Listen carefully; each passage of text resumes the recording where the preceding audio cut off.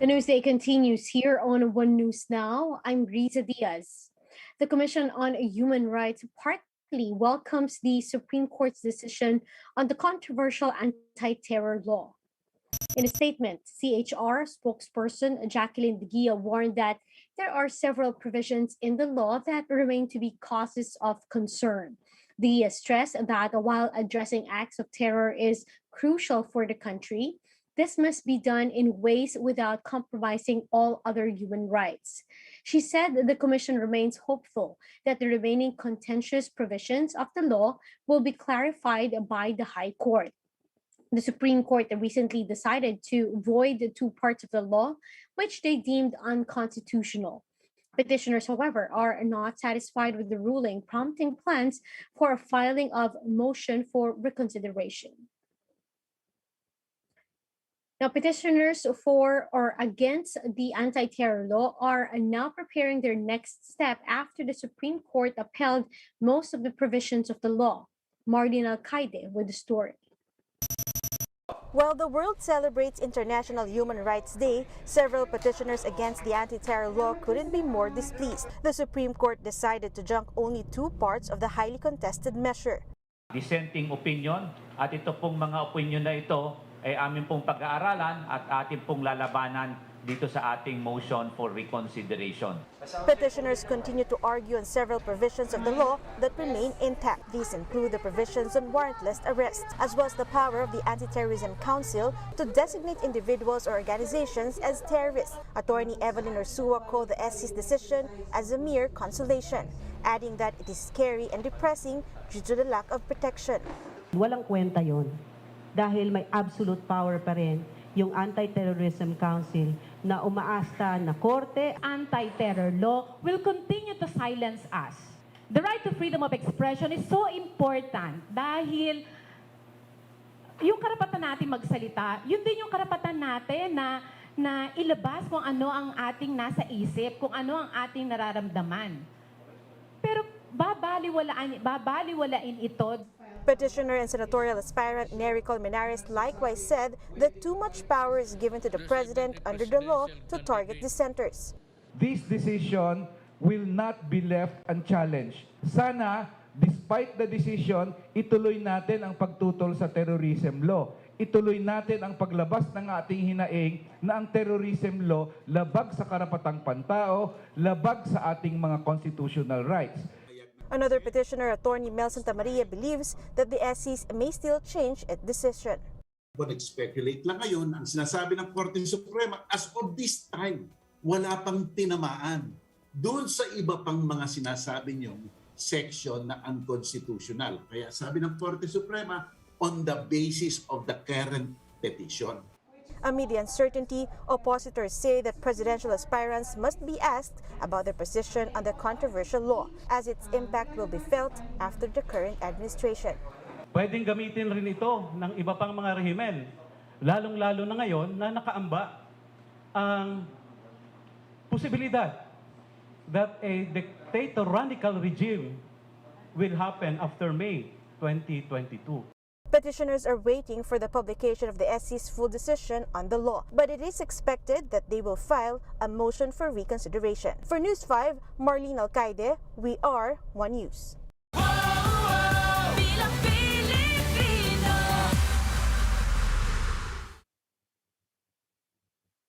Now, here are some election-related stories we're watching. Presidential aspirant Panfilo Lacson and his running mate, Senator Tito Soto, claim to have strengthened their hold in Central Visayas after visiting Cebu, Negros Oriental, and Northern Samar over the weekend. Lacson took to Twitter to thank all Visayans who welcomed them. Aksyon Demokratiko standard-bearer and Manila Mayor Isko Moreno meanwhile shrugged off tirades accusing him of neglecting his duties as a city mayor while doing his pre-campaign activities. Moreno also lauded Manila Vice Mayor Hani Lacuna for assisting him in serving their constituents.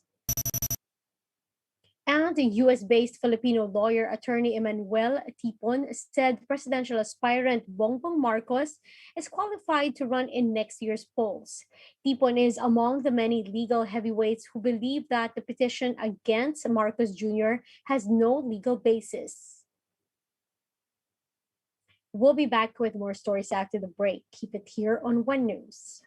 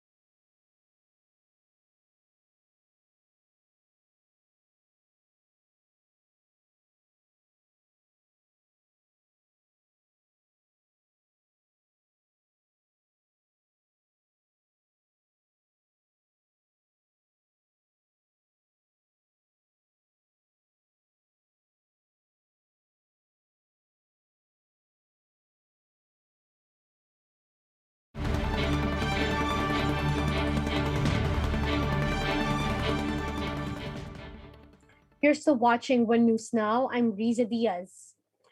The health department continues to locate the two OFWs who are suspected carriers of the Omicron variant.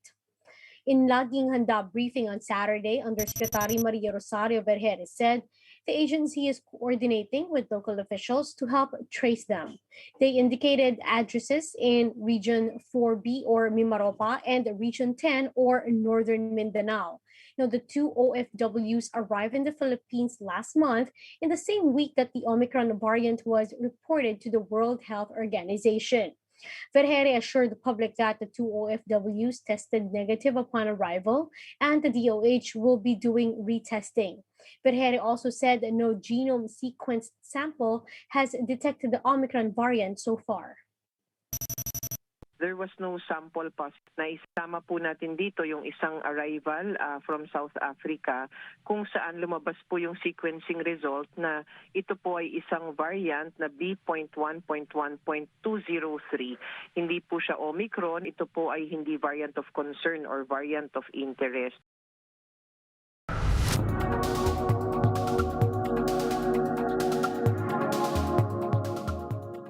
Now, are vaccines enough to protect us against the potentially more dangerous Omicron variant? Let's find out more in this Bloomberg Quick Take.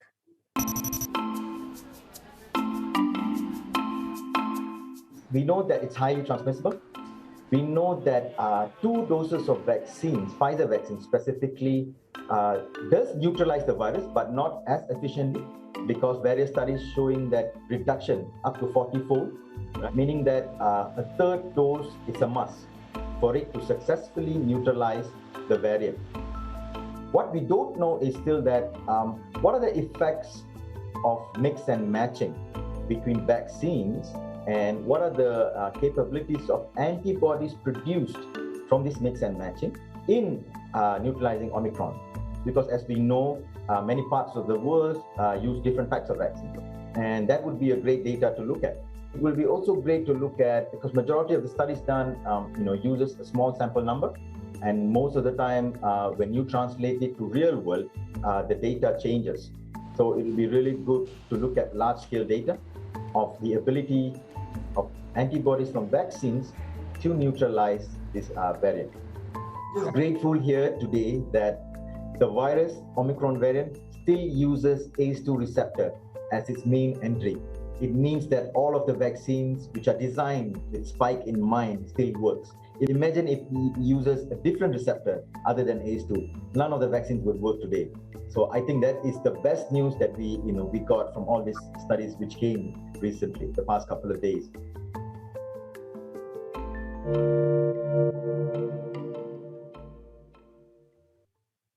Let's now take a quick look at today's other top stories. The low-pressure area outside the Philippine area of responsibility, southeast of Palau, has developed into a tropical depression. Pagasa says it may enter the country's territory on Tuesday and will be given the local name Odette by then. Unioil projects that the prices of diesel would increase by up to 1 peso and 40 centavos per liter this week. Gasoline prices are likewise expected to rise up to 1 peso and 50 centavos per liter following a series of rollback. And the local government of Quezon City has allowed live audience for PBA games within its jurisdiction. The PBA has set the succeeding Governor's Cup and PBA 3-on-3 matches at the Araneta Coliseum for the holidays. Now, for more updates, visit News 5, the Philippine Star, and Business World Online. Visit our website, onenews.ph, for more in-depth analysis. You can also catch One News on Signal Play app. Register for a free account now at www.signalplay.com and stream One News live anytime, anywhere. I'm Riza Diaz. Mask on, wash hands, and stay safe, Philippines. We are One News.